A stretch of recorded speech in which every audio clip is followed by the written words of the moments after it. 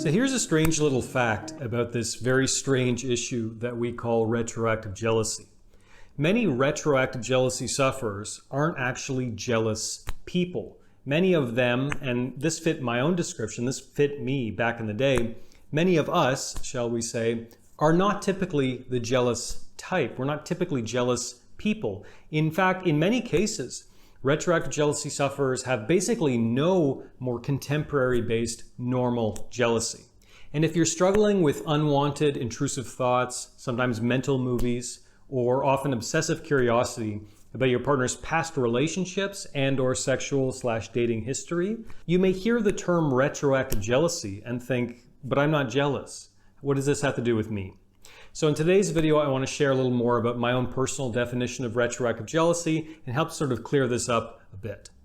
My name is Zachary Stockill, and since 2013, I have been helping men and women from all over the world overcome retroactive jealousy, overcome unwanted intrusive thoughts and often mental movies, curiosity about their partner's past relationships and/or sexual history. If you'd like to work with me one-on-one or you'd like more information about my work, please visit my website at retroactivejealousy.com. So when we think of the term jealousy, we often think of more contemporary-based jealousy, i.e., my wife, just met a sexy new coworker. There's someone hired at her company who's very good looking. I'm at an office party. I see him flirting with my wife. That sets off all kinds of, mate guarding instincts and all that. This kind of thing is generally what we think of when we think of the term jealousy. However, the term retroactive jealousy can refer to much more than that. And certainly this kind of possessive mate guarding instinct can certainly be part of retroactive jealousy. It certainly can be part of it.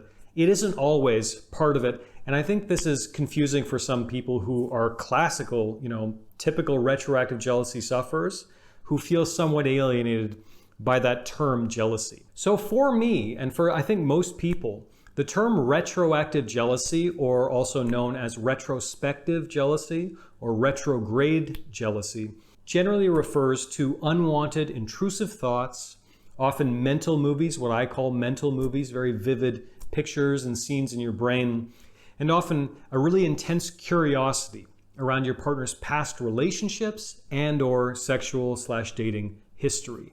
For me, that is kind of the classic definition of retroactive jealousy, and I think most people in this space, most people talking about this issue, define it very similarly. And as I mentioned before, the really interesting thing is many retroactive jealousy sufferers don't experience jealousy outside of this issue. In fact, they wouldn't even consider themselves jealous people to begin with. However, before I started recording today, I was kind of curious, so actually I went and looked up the official definition of the term jealousy.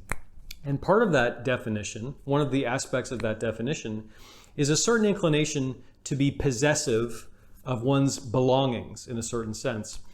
And so when you keep this in mind, when you think that this is also part of the definition of jealousy, I do think for just about all retroactive jealousy sufferers, if you're being honest with yourself, there is some inclination towards being possessive of what we feel is ours, right? We feel like on some level, we either feel like or we want to own or possess our partner, including their past. So in this case, even if you're struggling with retroactive jealousy, the term jealousy is probably also equally applicable to you and your situation. But my basic point in this video, and I'll keep this short, I'll wrap up pretty soon. The basic point I wanted to express is if you're a retroactive jealousy sufferer, in other words, if you're struggling with the intrusive thoughts, the mental movies, the constant inclination to snoop and learn more details, ask your partner questions about their past, all the things that I talk about on this channel, don't get too hung up on this term jealousy. Again, you may not be a jealous person at all. And by the way, back when I was struggling with retroactive jealousy many years ago, I found the term online. I can't remember exactly where I encountered it. There wasn't very much information on this topic whatsoever back in the day. But I remember encountering that term and feeling a bit alienated by the jealousy part on the end, thinking that I'm not a jealous person at all. And by the way, I wasn't. I was never one of these people who was, you can't go out and you can't wear that and you can't talk to them and you can't do all these things. I was very young, but that had never been a part of my life at all. However, the more that I got into the literature, the more I started connecting with other sufferers, the more I realized that this term is actually pretty applicable to me Certainly the retroactive part, the jealousy part, maybe slightly less so. So don't get hung up on the terminology, basically. If you found my channel recently, if you found my work recently and you're connecting with this, that's great. Don't get too hung up on the term jealousy. Basically, if you are struggling with unwanted intrusive thoughts, mental movies, and curiosity about your partner's past, you're in the right place. And I think more generally, if you search for the term retroactive jealousy, just about everything you find will probably be relevant to you and your situation.